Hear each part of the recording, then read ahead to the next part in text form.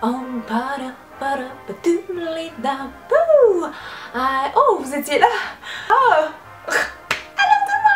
Oh my god, je suis tellement excitée, vous savez pas à quel point j'aime vous faire des looks d'Halloween et cette semaine on est dans un look complètement différent de celui de la semaine passée qui était Harry Potter. Je me suis métamorphosée en Daniel Radcliffe et aujourd'hui j'incarne une star du cinéma, c'est la belle Marilyn Monroe et c'était tout un défi de me transformer en elle parce qu'on s'entend que ça a été maintes fois dit mais ça a été une des plus belles femmes à avoir foulé la planète, alors quel fardeau pour moi, mon dieu, la barre était haute.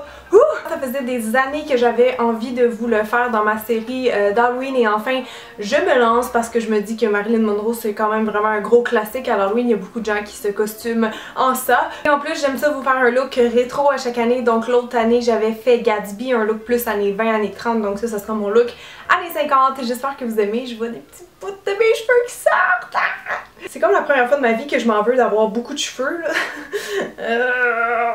Bref, je vais arrêter de jouer avec mes cheveux, je vous laisse tout de suite sur les images du tuto pour voir étape par étape comment je me suis transformée en Marilyn. Donc avant de passer au maquillage, on va commencer par la préparation de la peau. C'est important parce que Marilyn hydratait toujours beaucoup sa peau avant de faire son maquillage et on dit même qu'elle utilisait de la vaseline. Donc je sais pas si ça vous écoeure, personnellement je m'en fous, je veux avoir un look réaliste donc je vais me mettre une petite couche de vaseline sur la peau, vraiment comme pour l'hydrater entre guillemets, mais surtout plus pour la faire briller. Parce que c'est vrai que quand on regarde ces photos, elle avait toujours une espèce de petit glow un peu mythique. Je trouve ça drôle parce que j'ai comme mes ongles d'Harry Potter, j'aurais dû les avoir la semaine passée avec mon maquillage d'Harry. Donc pour le teint, je veux aller le faire quand même assez uniforme pour avoir une bonne base. C'est important qu'on travaille des ombres et des lumières. Et je vais utiliser le 1, 2, 3 Perfect de Bourjois avec un stippling brush pour avoir une bonne couvrance. Donc j'applique ça allègrement partout. Donc évidemment c'était pas le fond de teint que Marilyn utilisait, mais c'est pas grave, je l'aime bien pour ce genre de look là. Mon but surtout c'est de cacher mes taches de rousseur parce qu'elle n'en avait pas du tout. Alors je tapote comme ça, plus vous tapotez, plus ça cache, rappelez-vous-en. Maintenant que c'est fait et que mon teint est uniforme, on va commencer la session de contouring. Donc je reprends ma palette de Ket et je vais commencer par faire les ombrages parce que je trouve que c'est plus facile de placer les lumières après. Donc je vais commencer avec cette teinte-là qui est un brun moyen. Je pense que je vais commencer par faire comme le tour du visage, là, sa forme de visage globalement. Puis après ça on va détailler yeux, nez, lèvres, détails, etc. Donc pour le front de Marilyn, c'est très simple. En fait, il est plus court et plus large que le mien. Donc je vais aller essayer de donner cette illusion-là avec le maquillage en commençant par mettre un peu de shading en haut pour déjà le raccourcir. Donc je vais dégrader comme ça subtilement. Et aussi vous remarquez que son implantation est vraiment en forme de cœur ici. Donc je vais aller comme simuler ça avec un ombrage qui descend ici dans le milieu comme une forme de cœur. Et je vais aussi accentuer les tempes. Donc juste ici comme ça, on va repasser de toute façon après avec le brun foncé, vous allez mieux voir. Je vais prendre la couleur la plus foncée de ma palette avec le même pinceau, mais cette fois-ci on y va plus délicatement. Donc on repasse à l'intérieur des ombrages qu'on vient de faire. Pour les lumières maintenant, je vais prendre ma teinte la plus claire et on va aller faire ressortir un peu notre front qui est court et en forme de cœur. Donc je vais appliquer la lumière exactement ici comme ça. Donc je le fonds subtilement avec mes doigts, juste au bon endroit.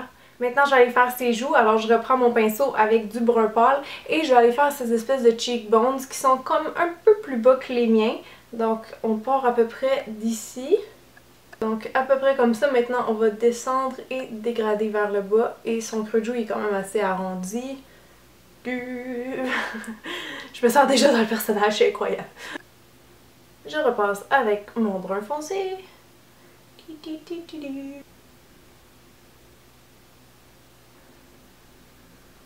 Maintenant je vais aller mettre quand même beaucoup de lumière ici sous les yeux parce que Marilyn elle avait quand même des bonnes joues. Elle avait un creux de joue mais elle avait aussi quand même des bonnes pommettes très rondes ici dans le milieu. Plus rondes que les miennes en tout cas, donc je vais appliquer mon fard presque blanc ici.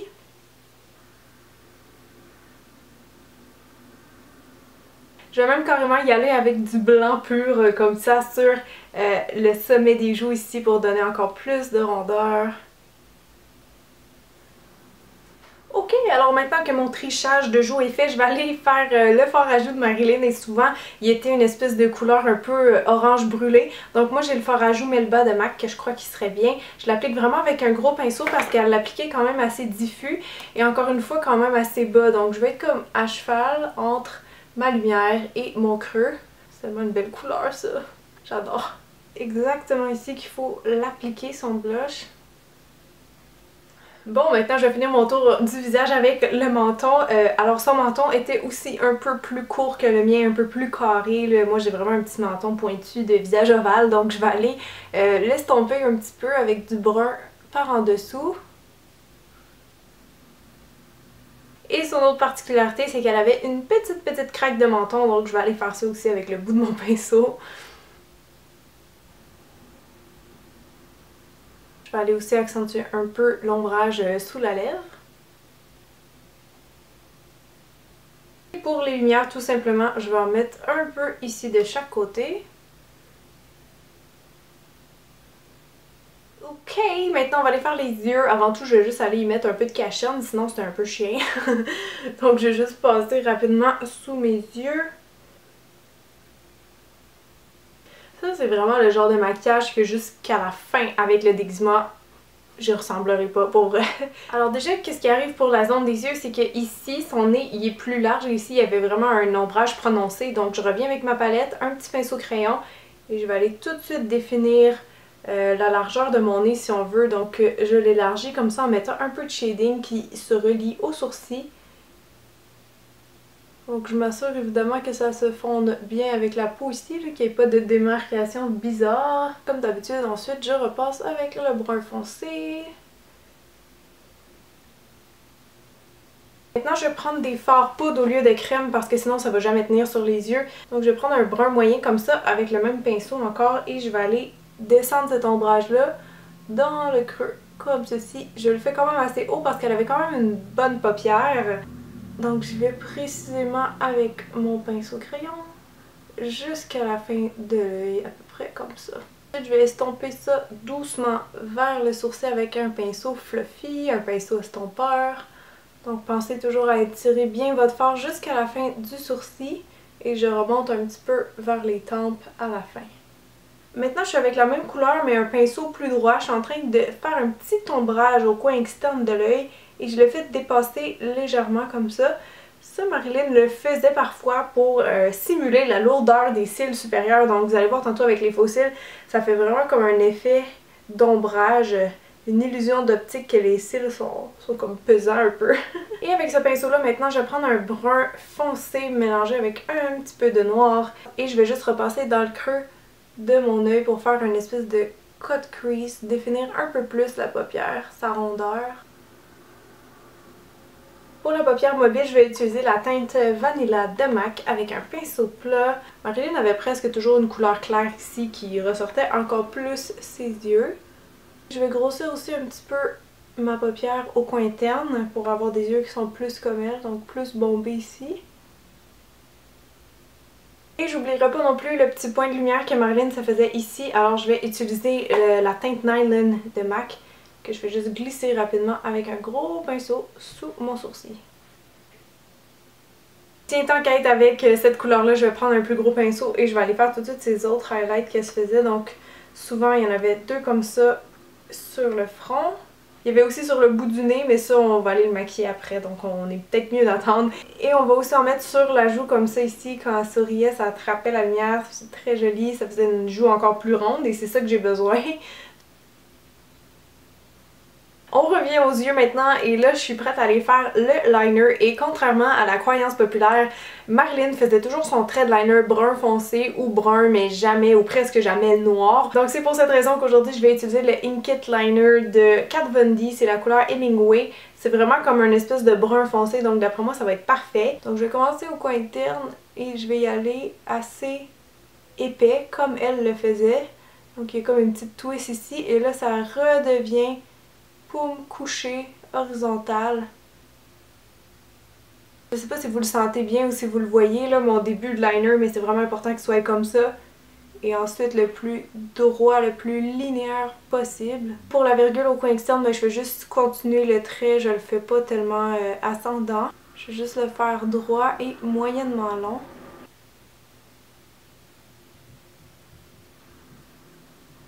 Je vais aussi vous montrer un autre petit truc que Marilyn faisait parfois pour avoir des plus grands yeux, c'était de mettre un peu les crayons blancs entre les deux, en fait entre l'eyeliner et l'ombrage qu'on a placé tantôt. Donc juste comme sous l'eyeliner, ça fait comme un petit effet d'agrandissement de l'œil. Donc si jamais vous regardez ces films, vous porterez attention, mais souvent elle faisait ce petit truc là de venir faire juste un petit highlight en dessous de son œil de biche. Avant d'aller mettre le mascara maintenant, je vais courber mes cils. Et vous pouvez appliquer n'importe quel mascara, ça n'a pas tellement d'importance. C'est pas comme si elle avait un look de cils ultra épais, c'est juste qu'on va rajouter des faux cils après. Et ce que je fais, c'est que je les peigne un petit peu vers l'extérieur, parce que j'ai remarqué que souvent ces cils ressemblaient plus à ça. Pour les faux cils maintenant, Marilyn, elle avait jamais une frange complète, des cils très épais comme je viens de dire. Donc vous pouvez soit mettre des faux cils individuels seulement en coin externe ou prendre tout simplement une demi-frange de faux cils. Et c'est ce que je vais faire, je vais prendre mes préférés, les 318 de Ardell. Donc je vais aller les coller tout de suite et je vous reviens. Ok, alors c'est bon pour les yeux, ça ressemble à ça les petites paupières tombantes et intenses de Marilyn. Maintenant on va passer aux sourcils et je suis déjà pas trop mal je vais vous dire parce qu'elle a les sourcils qui sont hauts, qui sont arqués et qui sont blonds. Alors je vais juste devoir redéfinir un peu les miens et les rendre un peu plus en accent circonflexe parce qu'elle, son arche était un peu plus dans le milieu que moi, donc je vais essayer de tricher avec les crayons. Donc au coin interne, je fais mon sourcil quand même assez droit. Pour mon arche, je vais dire qu'elle se situe plus ici que là, donc je vais faire tout de suite un point et je vais aller commencer à redresser mon sourcil dans cette direction-là et le faire descendre à partir du point.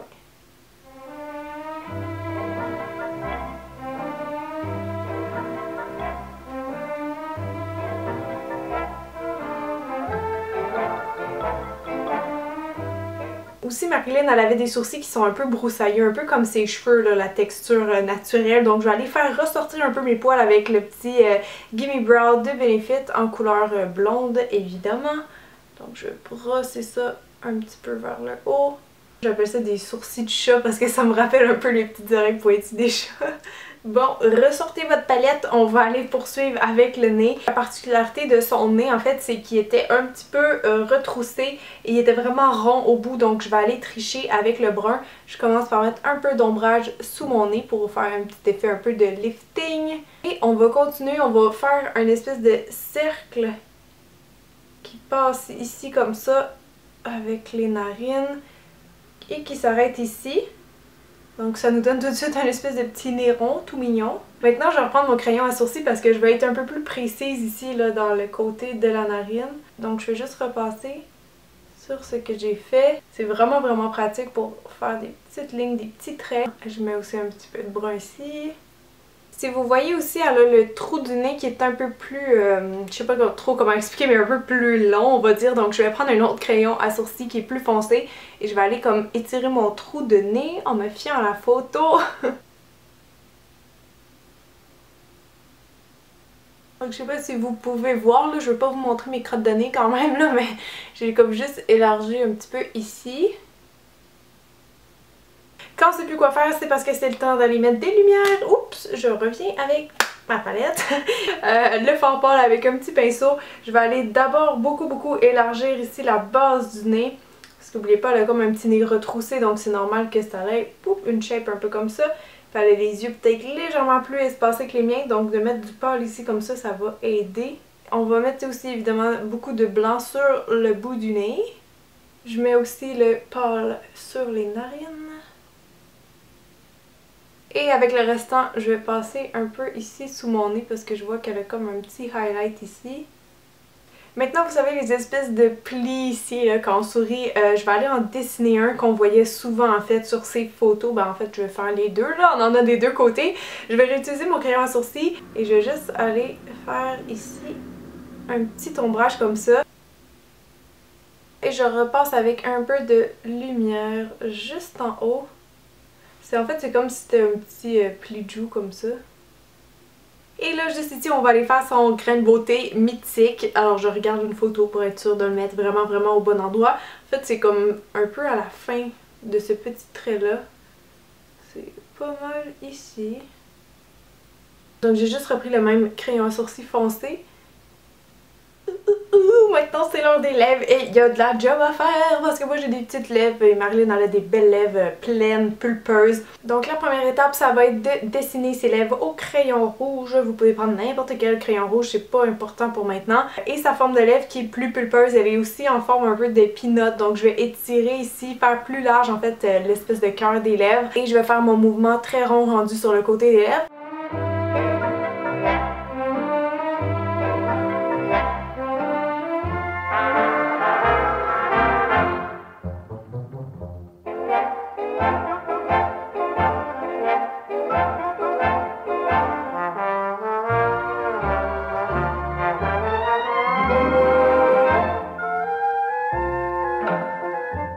Encore fini les amis, il faut que je fasse quelques petits ombrages sur ma bouche pour que ça ressemble encore plus à ses lèvres. Donc je regarde encore des photos et je vois vraiment qu'elle a une craque au milieu des lèvres du bas et je prends juste un crayon brun foncé, vous pourriez prendre un crayon rouge foncé aussi.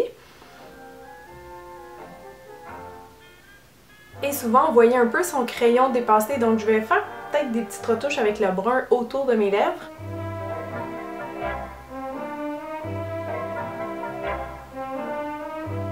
Et touche finale, très important, on va venir remettre un peu de vaseline en guise de gloss. En fait, des fois, Marilyn faisait ça, sinon vous pouvez prendre un gloss rouge par-dessus, peu importe.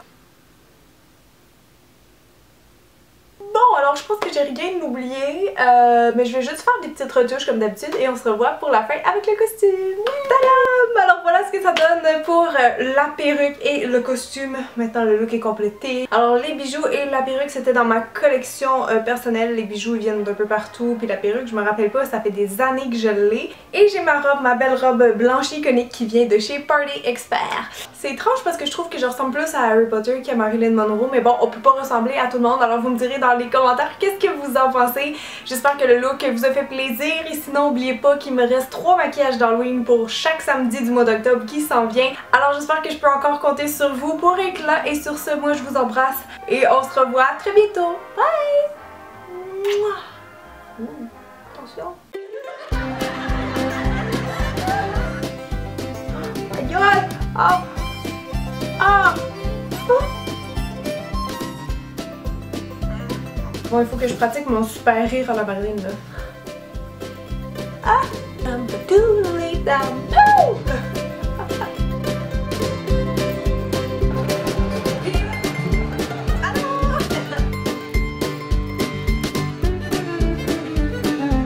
mais tu m'as-tu vu la paire de babines, toi? The only thing I wear when I go to bed is Chanel numero 5. Numero 5! Numero 5! Hey, c'est ton anglais, ça. Oui, ma belle!